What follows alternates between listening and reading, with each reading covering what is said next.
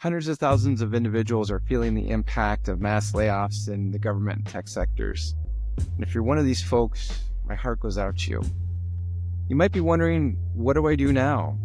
So here are some evidence-based strategies to weather the storm and ideally come out the other side healthy and ready to take on that next challenge.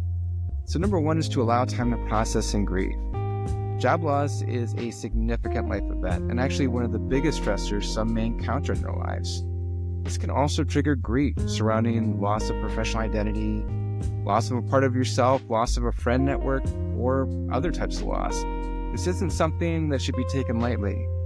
Also, give yourself permission to feel what you feel, whether that's disappointment, anger, being scared, having anxiety. Consider writing these thoughts out on a piece of paper by hand each day. I'm going to talk about that more in a moment. Next, I want you to set a reasonable time frame to process this change before immediately diving into the job hunt. That amount of time will definitely look different for each person, but you'll know what's right. Also, establish a routine. So creating a daily schedule that mimics your previous work hours is important. Set a consistent wake-up time, a bedtime.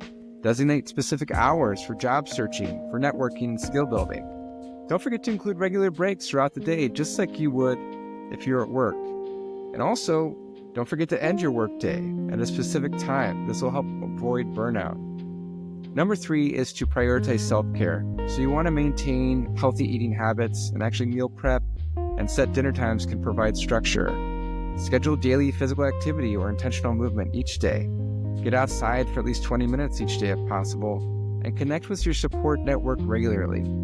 Aim for 7 to 8 hours of quality sleep each night, and consider trying meditation, prayer, or mindfulness practices to help manage your stress. Number 4 is to set aside time for worry. So schedule a specific worry window, maybe 15 to 30 minutes a day, to write down all your concerns during this time. If a worry arises outside of that window, simply note it and return to that during your next session. You can also focus on what you can control instead of what you can't. Number 5 is to take strategic action and get your financial and professional house in order. You're probably well aware of the statistics about how long it takes for an individual in your field to get reemployed, so plan appropriately. The next one is to reframe and reflect.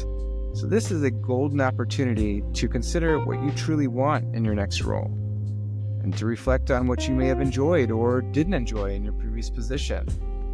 You might want to consider if a career pivot makes sense at this point. And maybe look for opportunities that might not have been available while you were last employed. Lastly, and there's no nice way to say this, but I know that employment sucks. And we are designed for purposeful work.